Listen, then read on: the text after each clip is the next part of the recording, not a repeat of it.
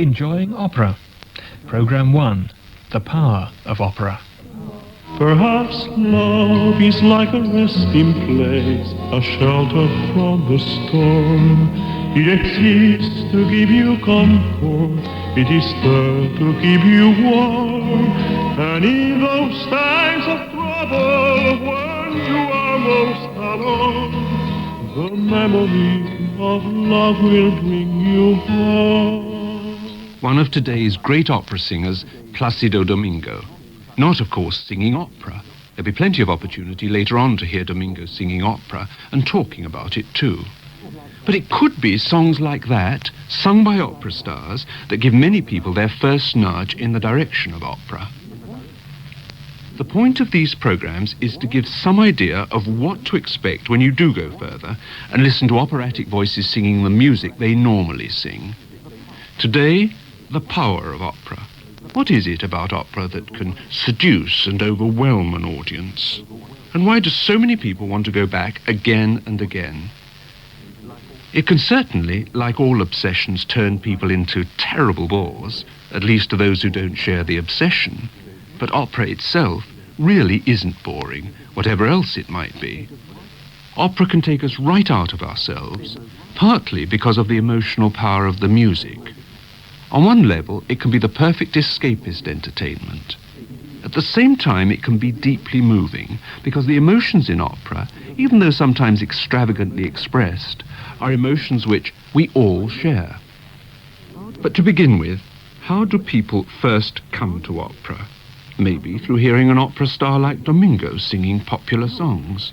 There's nothing new about opera stars singing other kinds of music. They've always done it. Partly because they enjoy doing it, but partly too because they think it might bring a wider audience into the opera house. Caruso sang the popular songs of his day. For many people, at one time, it was films, with people like Mario Lanza in stories which gave them excuses for operatic singing. But it wasn't only films that drew people to opera. There was radio. And of course, right from the beginning of the century, there were gramophone records.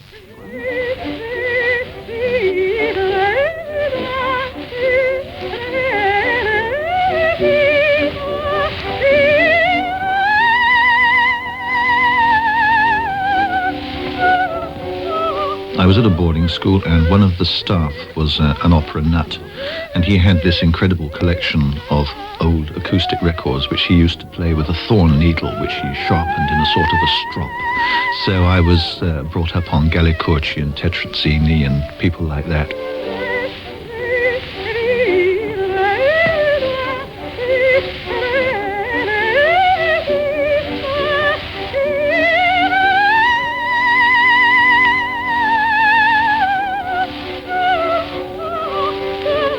John Cox, the opera producer and general administrator of Scottish Opera, whom we'll also be hearing more from in later programmes. He wasn't even born until long after this Galli-Curci record was made. She's singing the waltz song from Gounod's Romeo and Juliet, and it was records like this which gave John Cox a love of opera he's never lost. Opera is a little like a virus. You might catch it when you least expect to, even if you have an instinctive resistance. And there is resistance. Some people feel opera's exclusive and elitist. And it's true that opera was created first of all for the princely courts of Italy, just short of 400 years ago. Though even then it didn't remain an exclusive entertainment for long, and in a very few years it was being given in commercial theatres as well. In Italy, opera has always appealed to people of all kinds, and this is becoming more and more the case now in Britain as well. For all that, it remains true that opera is expensive and it's always needed to be subsidised. If not by rich patrons, then by the state. In Britain, opera has only been publicly funded since the last war, and there is some truth in the accusation that private patrons in the past did tend to use the opera house as a social centre, a kind of extension of their own drawing rooms. They didn't feel that undivided attention was required of them, and they were very much given to chattering. Up to the end of the last century, house lights were kept up fully throughout the performance. It was only with the development of gas lighting that this changed. Partly too because a lot of people felt that the operas of composers like Wagner which have continuous music and aren't broken up into numbers, really need the full concentration of an audience sitting undistracted in the dark.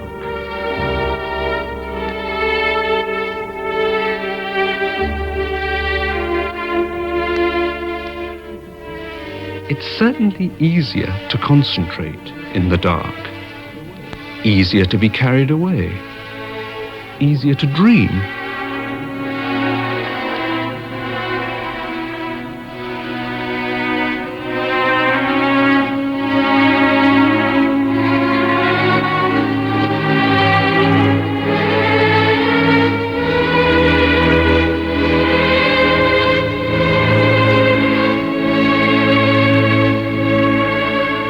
One of the vital elements in opera is simply escapism, fantasy, just as it is in the novel. It's one of the things you read novels for, something you go to drama for, to poetry, to the cinema. One of the greatest operatic artists of the 20th century was Maria Callas, and she once told an interviewer that for her too, this escapist element in opera was all important. I feel music must calm the nerves, must help us dream and see or hope to see a new, lovely world, not our world. We don't care to see our world put on the stage. It's an illusion of a better world, and people love it. I do too, so why shouldn't we? Yeah. Theatre is a fake anyway. Callas tended to specialize in tragic heroines, but even for them, there are moments in which they can dream of happiness.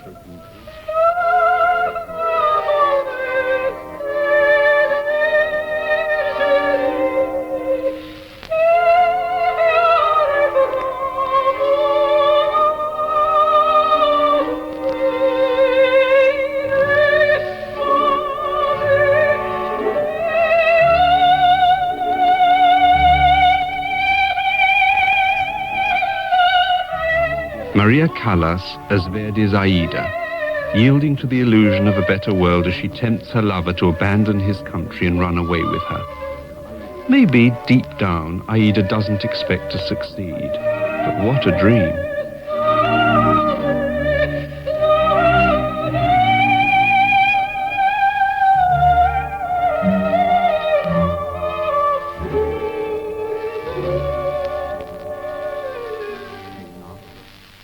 Yearning after a perfect happiness. That's something most of us at one time or another can't resist. Though few people ever find themselves in so complicated and histrionic a situation as Aida.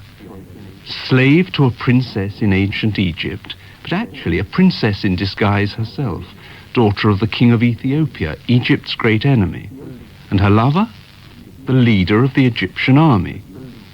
But if she can seduce him away from his military duties, she'll be in the happy position of 1, throwing off her shackles as a slave, 2, winning the man she loves, and 3, returning to her own country, which she's desperately homesick for, as its saviour. Now, all this may seem very exotic and remote, but there are several almost archetypal dreams or fantasies embodied here. Dreams of liberation, of erotic fulfillment, of patriotic heroism. And of course, in a great operatic work like Aida, the emotional impact is constantly heightened and highlighted by the music.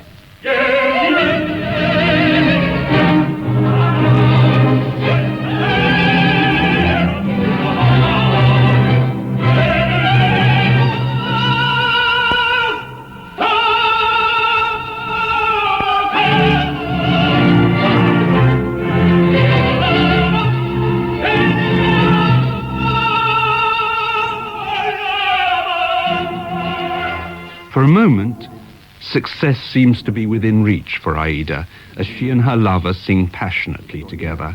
Maria Callas was joined there by Richard Tucker.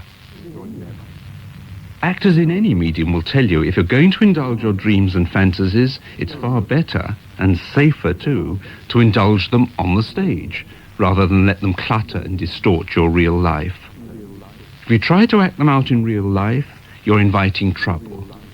Now, opera singers live enveloped in wonderful, distracting music, but they have to recognize where fantasy ends and real life begins. Grace Bunbury, for example, who lets herself go with relish when she's playing a role on stage, tries to bang the stage door firmly shut behind her when she leaves the opera house.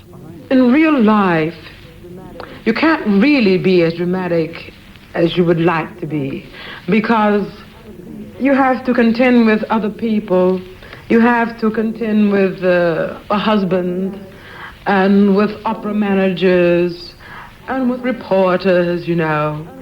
And you can't really do what you really want to do, whereas on stage you can. You can show all your emotions, you can cry, and you can be temperamental, and nobody bothers you about it.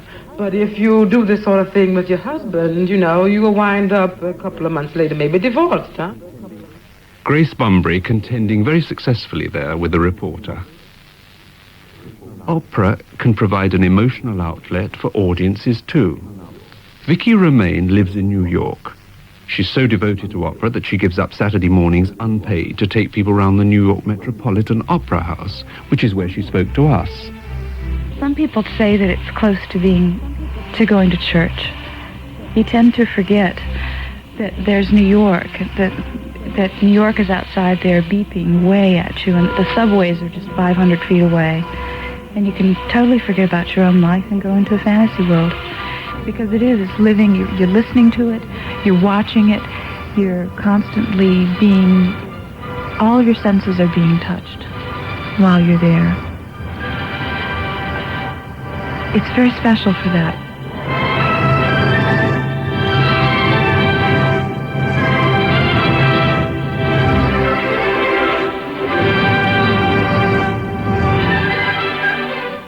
It's also very special because it's a whole other world, and it's whatever you choose what you want it to be. You're not responsible to the outside world, so thus it's a real fantasy. You can be the performers, you can be the heroine of the opera. You can be the hero of the opera. You can solve the problems of the world. One heroine Vicky particularly likes to identify with is Leonora in Beethoven's opera Fidelio, and for very good reasons. Fidelio is heroic, and I think in today's society we need to have heroes or heroines, and Lord knows we have a lot of crazy heroines in the opera, but she's a pretty good one, Leonora, and the music seems to support her so well because it becomes you, and you get into the music so much that the music becomes you become the music, you become Leonora, you become the hero. So you are the heroine for the duration of the opera. Leonora's husband in Fidelio is a political prisoner, and this wonderful crazy heroine disguises herself as a young man and gets herself a job in the prison so she can rescue him. She does rescue him, and they are rapturously reunited.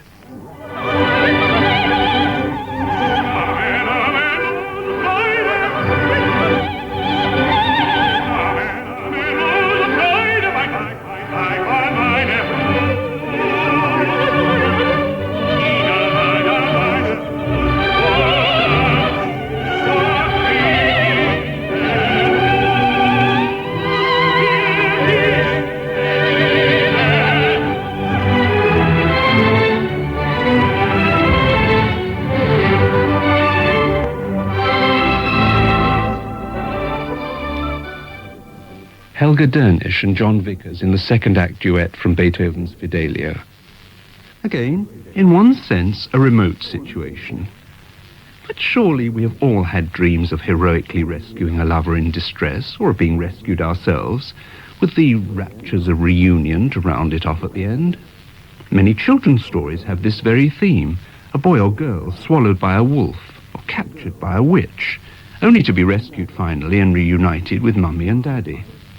And in the cinema, there's the archetypal Western. It's only at the very last moment, with the enemy already circling the apparently doomed wagon train, that cavalry bugles are heard and the enemy routed. In Fidelio, there actually are distant trumpets at the crucial moment to announce the arrival of the king's minister, and we know that all is well.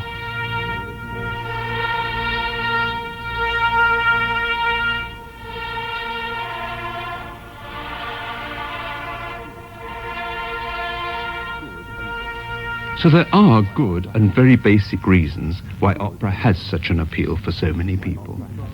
Opera appeals because it touches on central human preoccupations, themes like love and death and intermale rivalry, loyalty, jealousy. And rather like church litany, you can repeat the same words and same music over and over again, and the experience will grow. It has ritual aspects. Glenn Wilson, a psychologist who's also a part-time professional singer.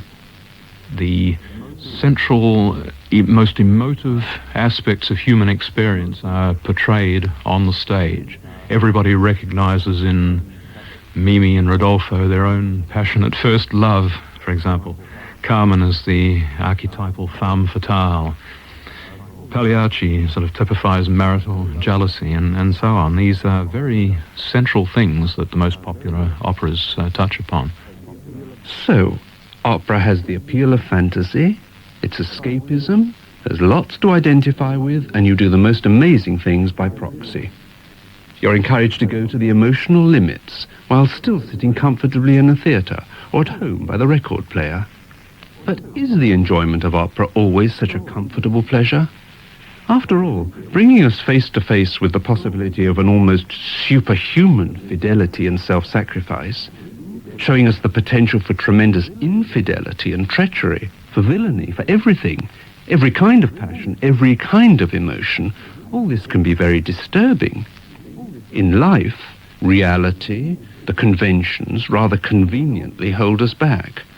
But in opera, passions of all kinds are unbridled.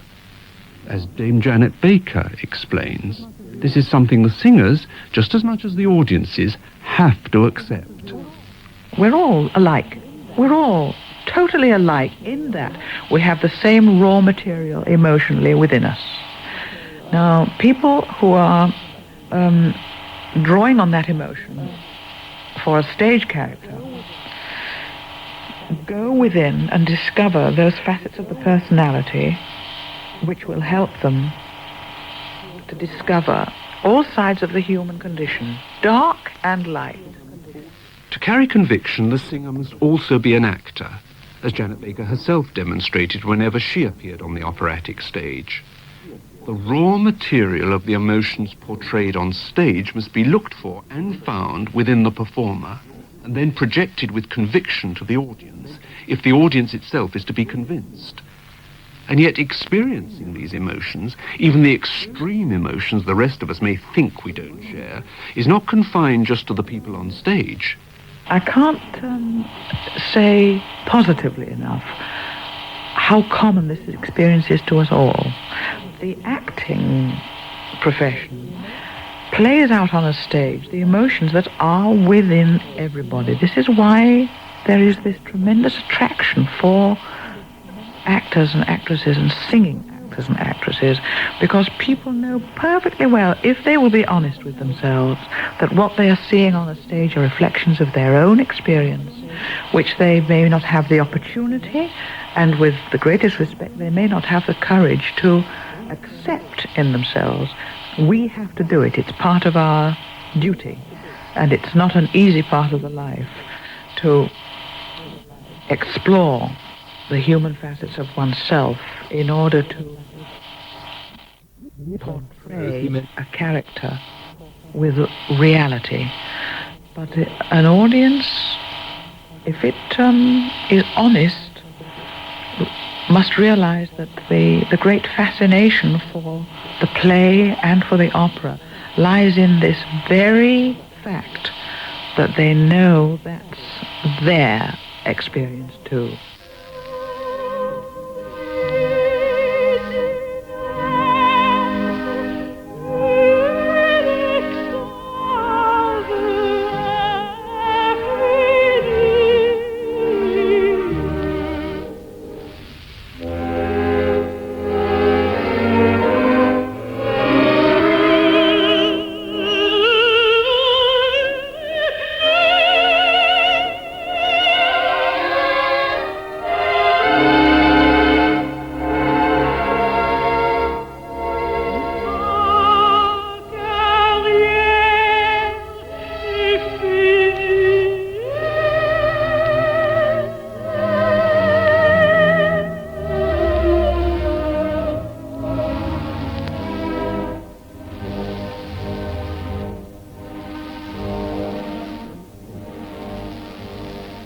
Baker, singing Dido's farewell from Berlioz's opera The Trojans.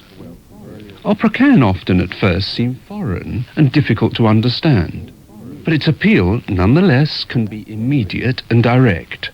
That, at any rate, is the view of the outstanding American baritone of his generation, Cheryl Milnes. Music is primarily emotional, especially opera, and especially French-Italian opera, which I sing primarily. It's first of all emotional. It's second of all intellectual. And the human animal is an emotional creature.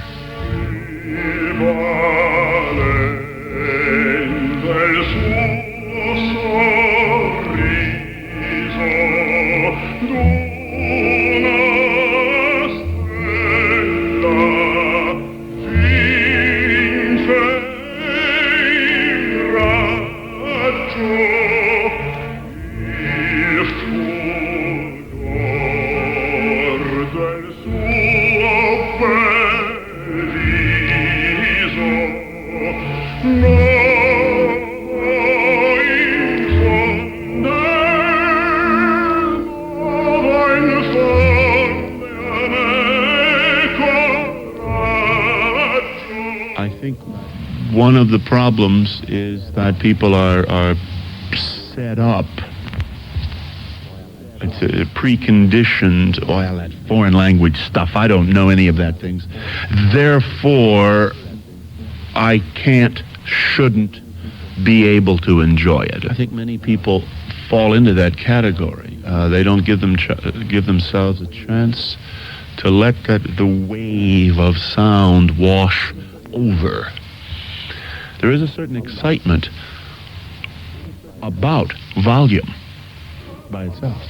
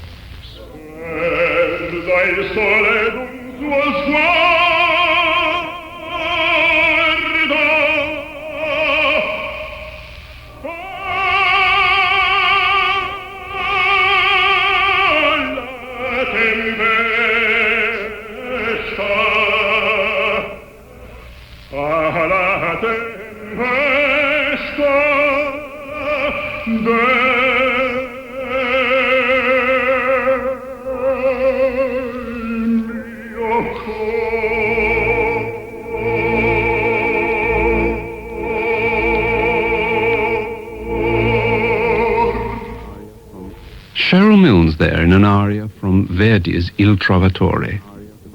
Opera is, in my view, essentially a popular kind of thing. It can be understood in exactly the same way as Shakespeare was by his contemporaries. That was a popular thing. You didn't have to be a scholar to go to Shakespeare's plays or to enjoy them. Lord Harwood, managing director of the English National Opera. And in a sense, the business of kind of socket to them, which opera contains, that sheer physical enjoyment, is majority stuff, not minority stuff. I'm never worried at exposing people to opera here who haven't been, are a bit nervous about it, and they're kind of seduced because one invites them and says, oh, come on, you'll actually probably enjoy it. If you enjoy theatre, if you like any kind of music, particularly things that are mildly loud, if you take them the right kind of thing with the right kind of person and don't have alienating factors inside it, they ought to enjoy it. But surely a certain amount of preparation is necessary if we're really going to identify with the heroes and heroines on stage, with Ethiopian princesses, or wives dressed up as young men rescuing their husbands from dungeons. Well, not really. The music carries us along, and it's possible, without too much difficulty, to enter into other times, other places, just as we do when watching a film or reading a novel. But as with everything, it may enhance our enjoyment if we do know a little about it. As with pop music, for example. Most people go along to a concert knowing something about the singer already. probably knowing some of the music from records, even able to do a bit of a sing-along. And in opera, too, if you know the story, maybe know some of the music, yes, it can help. But if you go along and don't know anything, and if you've chosen the right opera, well, just sit back and enjoy it.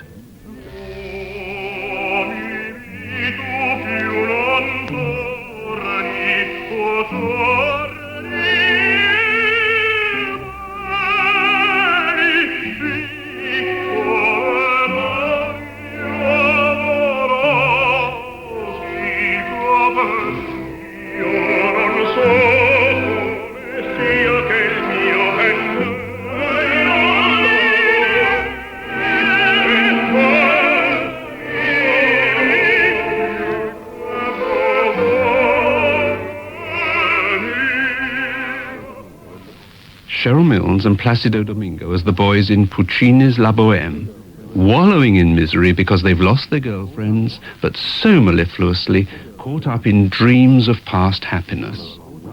And no reason why you shouldn't wallow along with them, like Cheryl Milnes' father. My father, who was not a trained musician at all, sang by ear. Well, he was a very emotional man, and he would sometimes cry if I sang the C scale. So you can imagine where that put, if he went to opera, which, I mean, you think of any of the emotional pieces, Traviata, Bohème, the Puccini things, Tosca, Butterfly, oh, I mean, they're fantastic. He would just cry from one end to the other.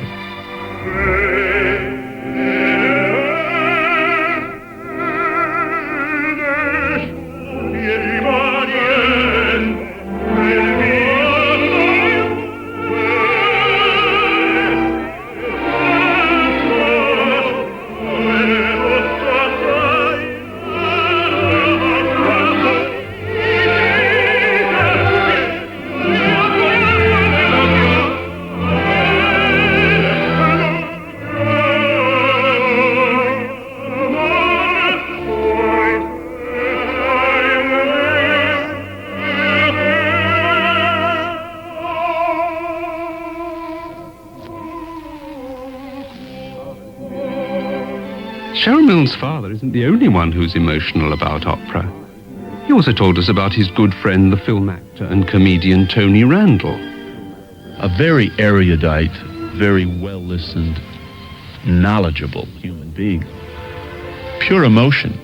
He'll go to a piece and he'll cry just right off the bat. In fact, my wife won't sit with him because he's a big elbow. Oh, did you hear that? Whack with the elbow in the ribs. You know, you can end up as his partner with bruised ribs. So she always sits a seat away. Just, I mean, I'm not doing a number on comparing my father and Tony Randall in the slightest. But they share that raw emotional response. They're totally receptive to any kind of music and its emotional implications. That's where I think the lay public does themselves a disservice if they don't allow themselves to get hit by the power of opera. The power of opera. Emotional power and physical power too. The very heart of opera for many is the sound of the human voice soaring thrillingly over the full orchestra, or thrilling in another way, floating exquisitely. That's a theme we're taking up in the next program, which we're calling Voiceover.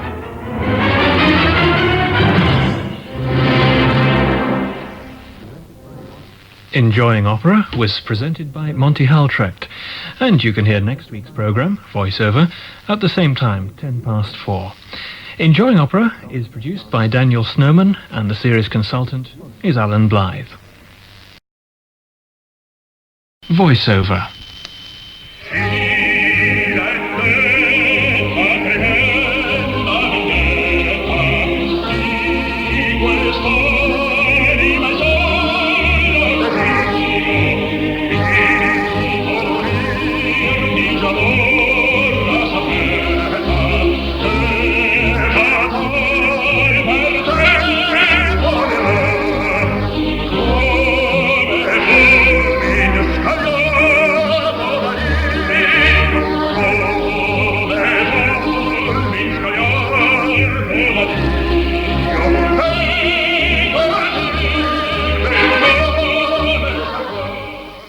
The human voice, there's nothing like it for strength and impact. It's the most direct means of communication. It's the only instrument you can't see and can't touch. It's not like anything else. And whatever else opera is about, it's certainly about the human voice. More specifically, it's the voice fully extended over the orchestra that's one of the particular excitements of opera.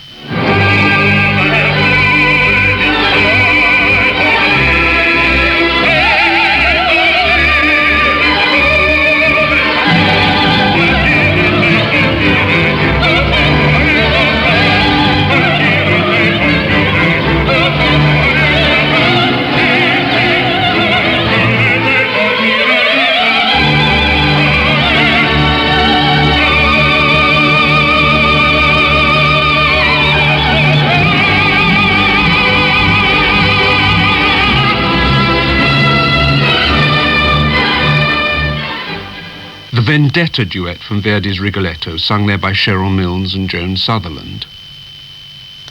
How far do we take in what singers are really doing? A record like that, with singers of that caliber, can be exciting. And so, of course, can opera on television.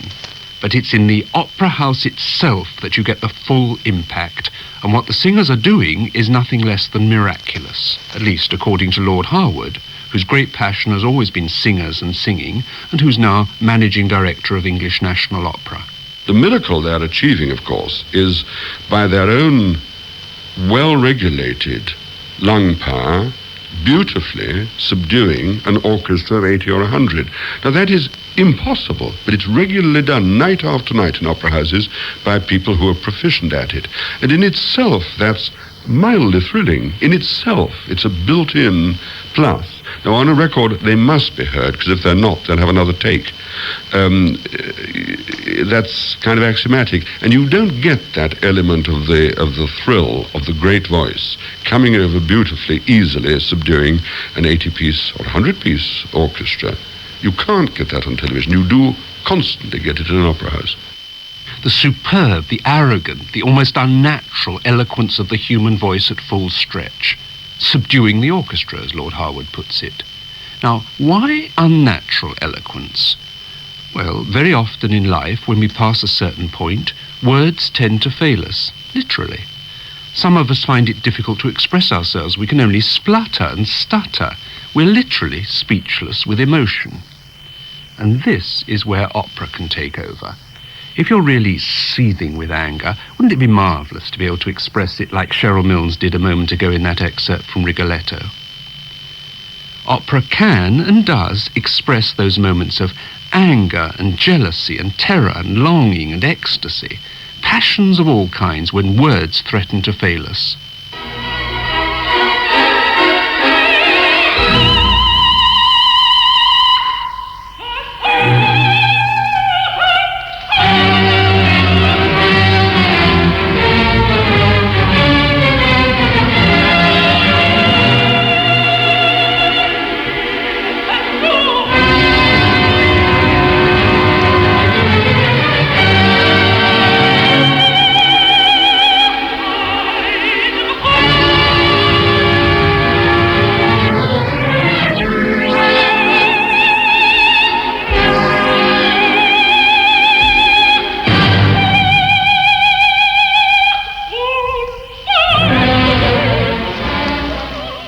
The voice of Birgit Nilsson, a miracle if ever there was one, triumphing as Isolde in the operatic battleground.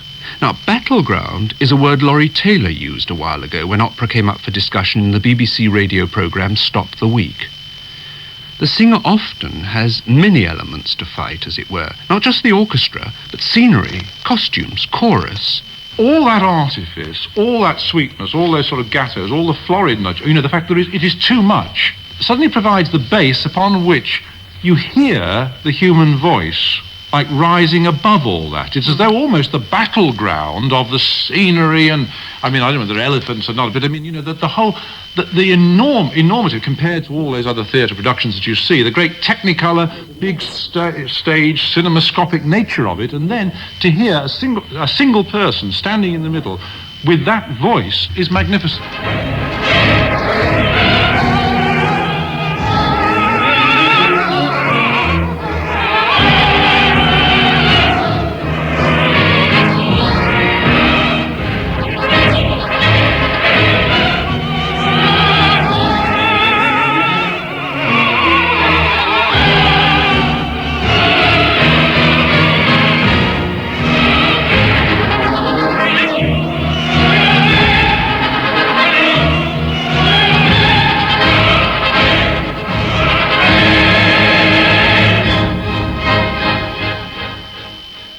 finale of Act One of Verdi's A Masked Ball, with the voice of Placido Domingo, among others, rising above it all.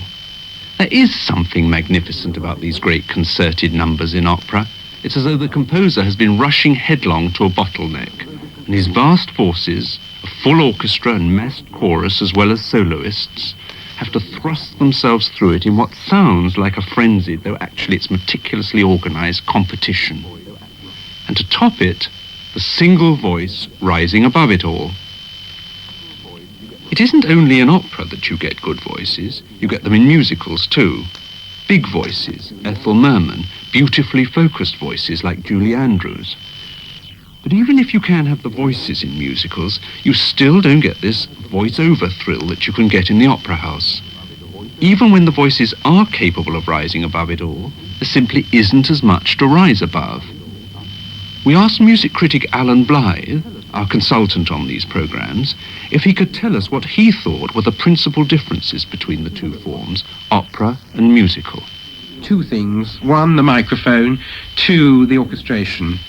Are the main things. I think when you get an orchestra which is not basically what we know as a conventional symphonic orchestra, then I would say that people are beginning to think that it isn't opera. They may be right or they may not be, may be right or they may be wrong, but I would say that was one division.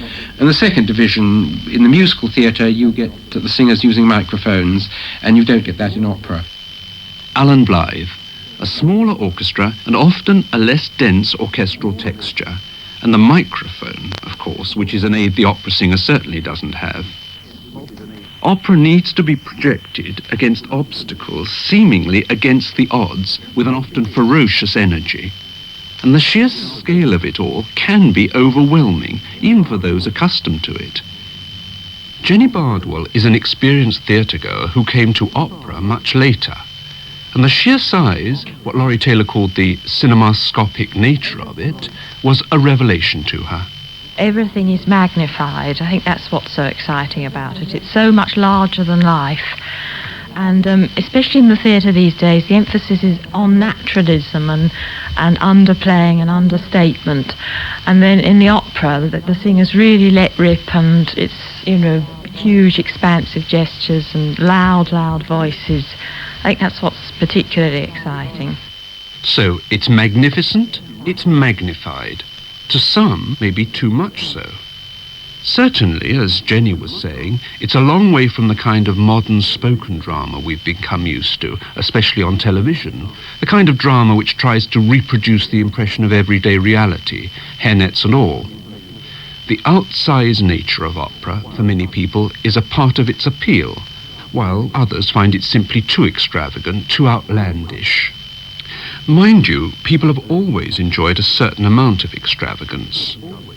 For much of the 19th century, there wasn't this gulf between opera and spoken theatre, and audiences going from one to another didn't have to make so great an adjustment. The theatre of those days was often romantic and unashamedly melodramatic. There were plots thick with scheming marquises and villainous landlords and heroines with questionable bundles being turned out into the snow. But people enjoy extravagance, even today. Car chases and shootouts are part of what we go to the cinema for. No one raises an eyebrow at disaster movies, and we take mythological fights in our stride, Star Wars and the like. And what about all those romantic love stories? Romance has never gone out of fashion. Look at Dallas on television, and costume drama, which keeps the nation switched on for weeks at a time. If spills and thrills and romance appeal to you, you could do worse than opera. In fact, you could hardly do better, what with shipwrecks and cities burning, conspiracies, gallows scenes and funeral pyres, masked balls and Elysian fields, and hell's mouth opening unblushingly at your feet. And of course, romance. What would opera be without romance?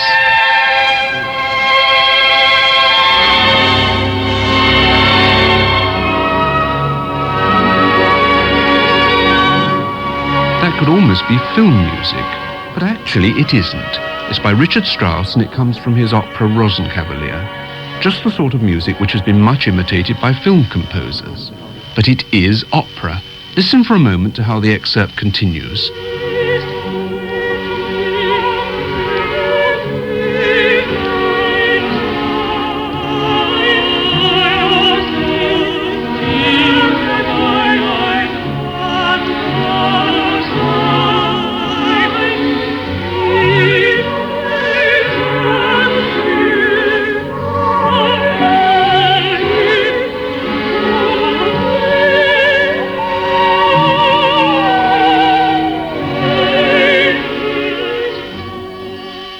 Christa Ludwig and Theresa Stich-Randl in the final duet from Richard Strauss's Rosenkavalier.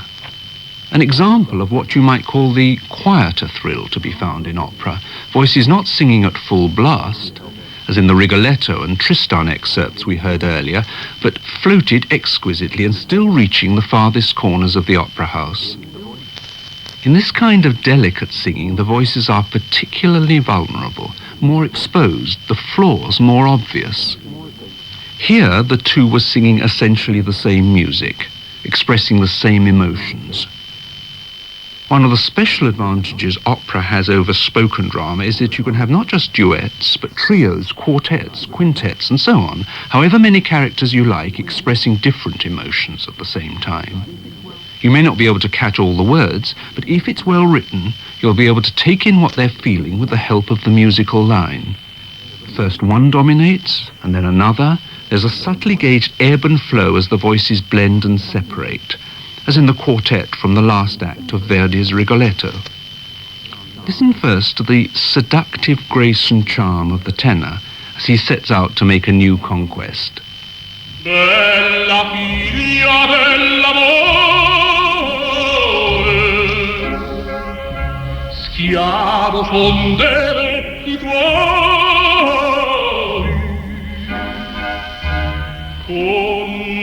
donde doce tu puoi le mie pene consolare. Other voices join in.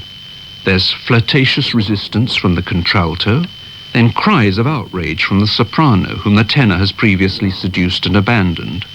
And finally, to complete the quartet, the baritone father, Rigoletto himself, finding a sort of melancholy gratification in the thought that at least his daughter's eyes will now be open to the true nature of her seducer.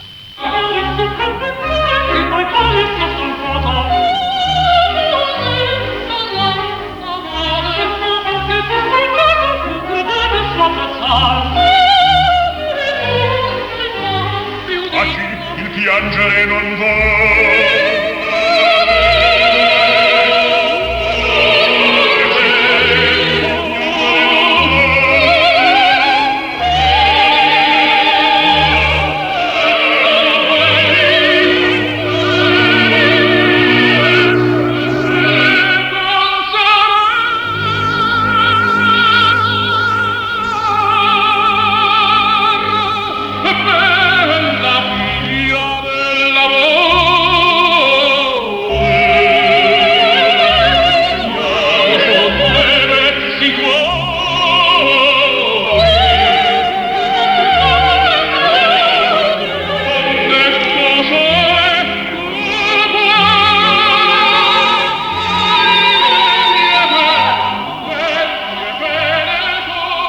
Quartet from Verdi's Rigoletto, with Cheryl Milnes and Joan Sutherland, whom you heard at the beginning of the programme, joined there by Luciano Pavarotti and Huguette Tourangeau.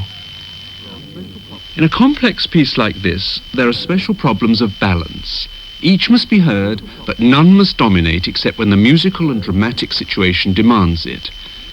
It's like an instrumental ensemble in a sense, except that here you're dealing with that very special, that specially vulnerable instrument, the human voice. It is a very vulnerable instrument, and in opera tremendous demands are made on it. Something might suddenly go wrong at any moment. And so it might too in a large chorus, but here there is a difference. At least there's usually no problem getting the voice over. With dozens of voices massed, the vulnerability of the individual voices doesn't matter so much. We heard the chorus a few minutes ago in the Masked Ball as one of the elements the solo singer had to contend with, and we heard the voice of Placido Domingo coming out thrillingly on top. But here, in a chorus from Mussorgsky's Boris Godunov, listen to a chorus of voices with no soloists, subduing the orchestra. It's been said that it's the Russian people, represented by the chorus, that's the real hero of the opera, rather than Boris himself.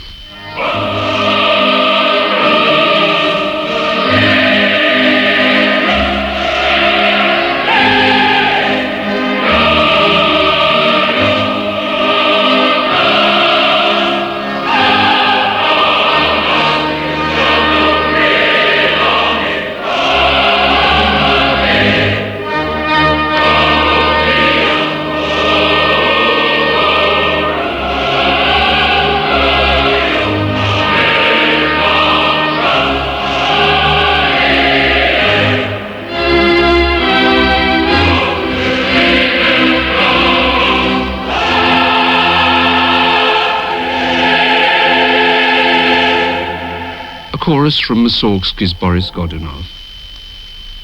Choruses are important in opera, partly because they introduce a different tonal colour, and from a very particular point of view, they offer a telling contrast to the solo voice. A mass of voices together, producing a huge volume of sound, can sometimes persuade you that collectively, at any rate, the human voice can be invincible.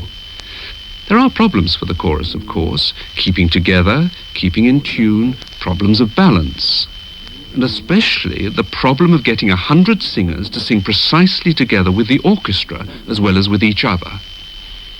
That's mainly the responsibility of the conductor. We'll be hearing more about that in a later programme. But at least with a big chorus, there's some sort of safety in numbers. If one voice fails, it's unlikely that all the others will too. Whereas with the individual singer, something might go suddenly, painfully wrong at any moment, with much more obvious exposure. And that, strange as it may seem, can be part of the enjoyment of opera. It's just the same when you go to the circus and watch someone tightrope walking or on the trapeze. They might fall. How much more exciting when they don't have safety nets. It's not that you're willing them to fall. On the contrary, you're willing them to succeed. But the element of risk is a vital part of it. One of the special thrills of a live performance in an opera house is that every time a singer opens his mouth, the voice may fail. A performance on record may be more perfect, but paradoxically, it may have less impact. You get an atmosphere in the opera house. There's no substitute for it anywhere, just like going to a theatre or going to a concert. There's no substitute for the real thing, even if it's flawed. And perhaps it's part of the excitement that something might go wrong. You'd never know what to expect. But if you put on your gramophone record or your videotape, you know exactly what to expect after the second time. Even the first time, because you know it wouldn't be sold, would it? Unless it were perfect. Hilda Beale, Covent Garden's German language coach. Robert Lloyd is an outstanding international bass with a number of distinguished recordings to his credit. Nonetheless, he agrees with Hilda that there's nothing like the real thing, and for him too, studio recordings are almost too perfect. The central excitement of opera is the human voice fully extended over an orchestra, and that's what it's about. And that's warts and all, to some extent.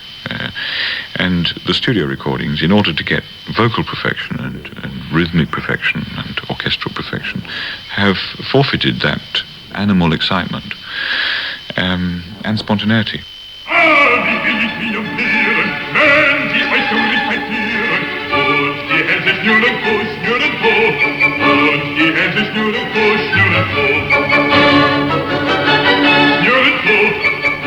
Die Hände schnurren vor, wenn willig lachen, springen und ein neuen Liedchen singen, denn nun hat ich euch Gruß, denn nun hat ich euch Gruß.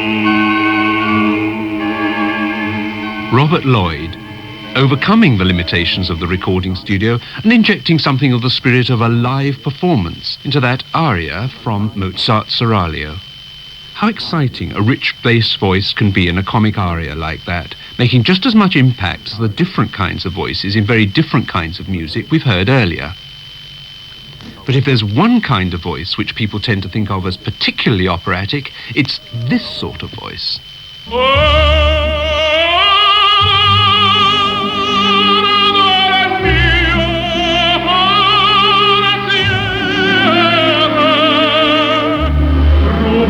Tutti gioielli, due ladri gli occhi belli. V'entrare con voi pur ora, ed i miei coniugati,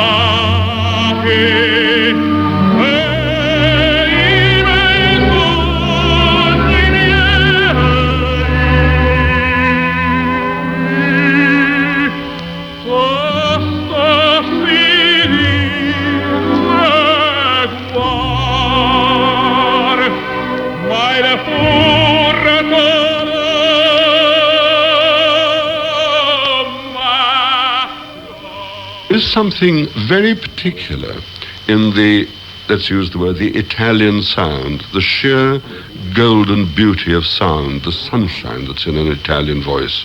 Lord Harwood again. And of course, that isn't always only Italians who have an Italian voice. Many non-Italians have been Italianate singers. And there is a particular kind of warm glamour that is highly acceptable when you listen to it.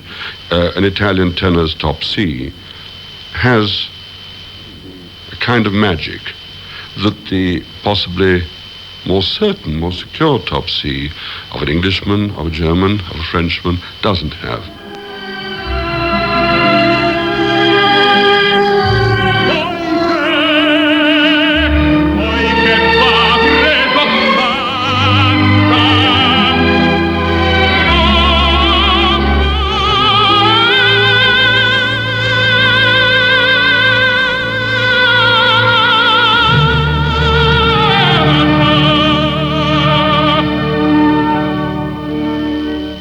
Luciano Pavarotti was Rodolfo in Puccini's La Bohème, pouring out his heart to his new girlfriend, reveling in the outpouring of tone, and especially in those glorious high notes. But then there can be pleasure, too, in the expression of distress. The enraged Rigoletto we heard at the beginning of the programme, calling down vengeance on his daughter's seducer, and Isolde cursing the man she feels has betrayed her.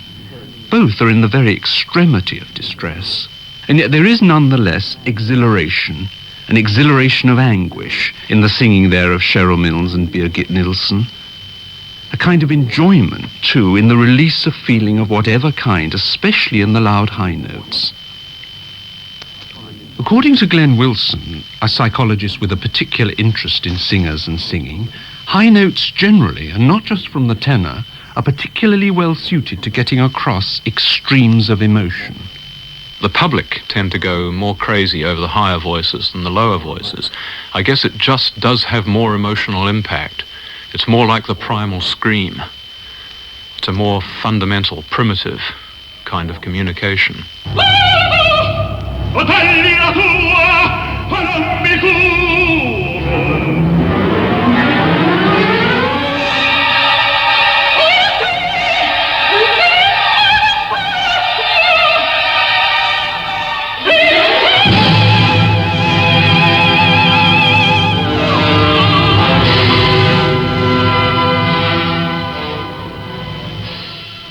And the high points of opera, I suppose, do border on the communication that you get from a scream.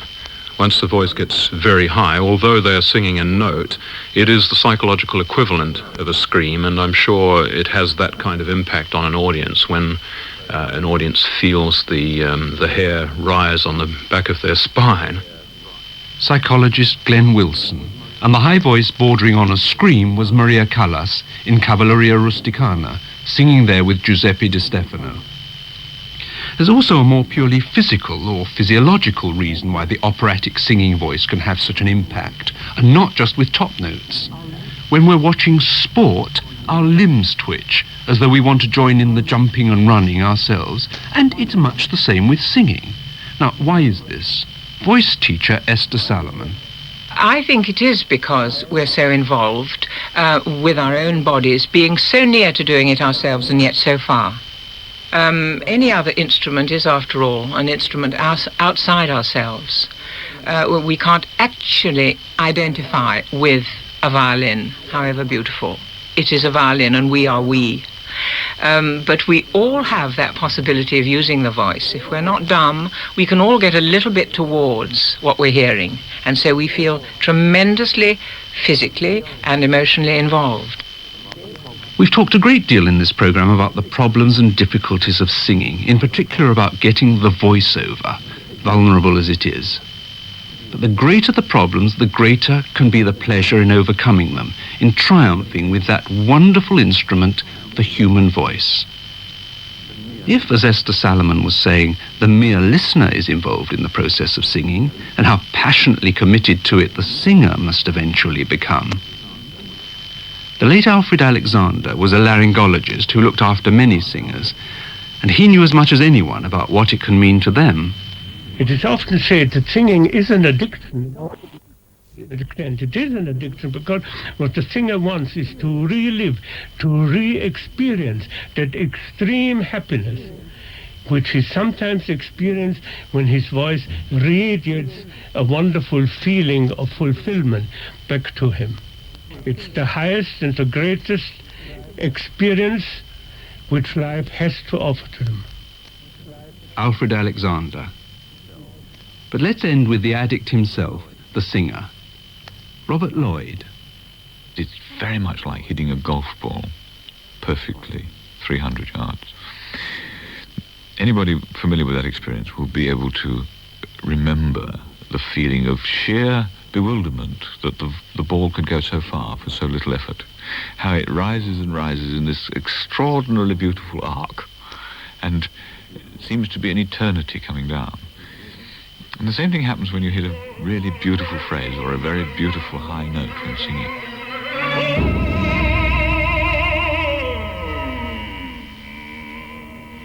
It provides you with a quite disproportionate pleasure, quite disproportionate to the amount of effort that went into it. And of course your reaction is reinforced by the reaction of the audience, who shares very often this joy. And it is really quite a, well, if you like, orgasmic experience.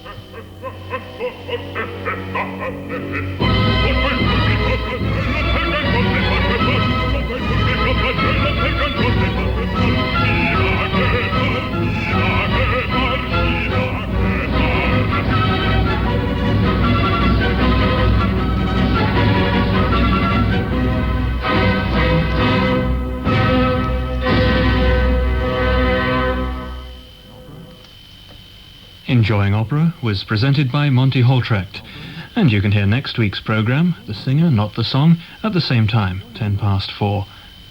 Enjoying Opera is produced by Daniel Snowman. Now, if after just a third of Monty Haltrecht's series you find that opera really is your cup of tea, then you might like to know that a week tomorrow is the centenary of the Metropolitan Opera, New York, and on Sunday night you can hear a programme in words and music to mark this event. One of the speakers in Daniel Snowman's historical documentary is baritone Robert Merrill, who recalled a few years ago one of his more embarrassing moments. I remember I was doing the Barber Seville, and there was a fast patter song. Numero 15, amana manca quattro di cinque peruca, amanza manca, amanza amiga cinque peruca, amanza amiga. I made up Italian words, and I backstage after the performance, my friends came back, and I was concerned.